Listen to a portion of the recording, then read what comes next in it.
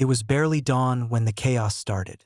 My wife had just settled our newborn in the nursery, and I was walking in from checking the perimeter of our property, a habit I never lost from my Navy SEAL days.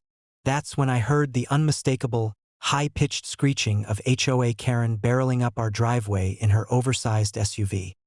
She stormed onto our lawn like she owned the place, clipboard in hand, eyes wild. "You cannot keep that baby here," she shouted before I even had a chance to ask what she was talking about. "The neighborhood association says he or she needs to be registered with the HOA. I'm demanding you hand over the child immediately." My wife froze, clutching our newborn. I felt a flash of anger, but I kept my training in check. Calm assessment first. Threat neutralization second. SEAL instincts kicked in. "What are you talking about?" I asked, stepping between Karen and the crib. My voice was calm, but every syllable carried weight. "This is a violation of HOA regulations," she yelled. "You didn't submit the proper paperwork, and this child is unregistered. I demand to see it now." My wife's eyes went wide. "She wants to take the baby?" I took a deep breath. "Yes," I said, "and no." Karen's jaw dropped, thinking my calmness was fear. She had no idea who she was dealing with.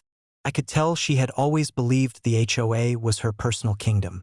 She never imagined a Navy SEAL lived next door.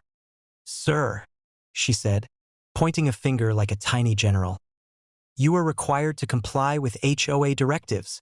Hand over the child." I stepped closer, my shadow swallowing her frame. My posture alone communicated years of combat experience, control, precision, lethal capability. "Karen," I said slowly, "you just made the mistake of threatening a SEAL. Now step back, or this situation escalates, and you will regret it."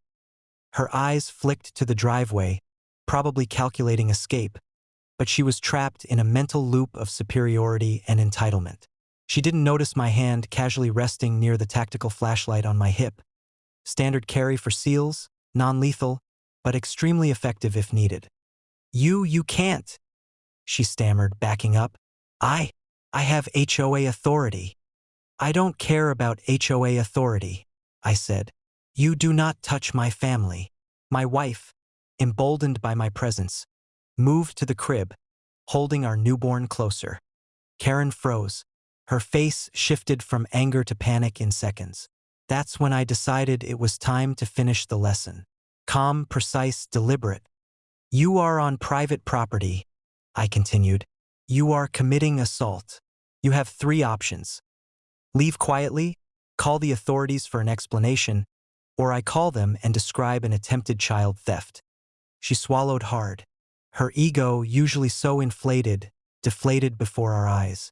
She had never met someone like me. Not a neighbor, not a civilian, a SEAL. I raised a hand, signaling my wife to stay behind me. "Step off the property," I said. "Now." Karen did. Slowly, like a deer caught in headlights. Her SUV rolled backward awkwardly, tires crunching over the gravel. She didn't look back until she was safely down the street, and even then, her glare was a mix of fury and sheer disbelief. By the time the HOA arrived, summoned by her frantic phone call, I had already documented the incident, our newborn safely cradled in my wife's arms. Karen's story didn't hold up under scrutiny. Threatening a child is a serious crime, HOA authority or not. The manager's face when I casually mentioned my SEAL background? Priceless. From that day on, Karen avoided our property entirely. Any time she appeared near the sidewalk, she gave a wide berth, clutching her clipboard like it was a shield. Our neighborhood learned quickly. Not all residents are ordinary homeowners. Some have Navy SEALs in the family. And me? I went back to quietly teaching my newborn to hold a rattle while imagining the perfect tactical crawl across the living room if Karen ever returned. Our lawn stayed peaceful, our home secure, and Karen? She never dared come near again. The legend of the HOA Karen who tried to demand a baby spread fast, and I never corrected a single exaggerated detail.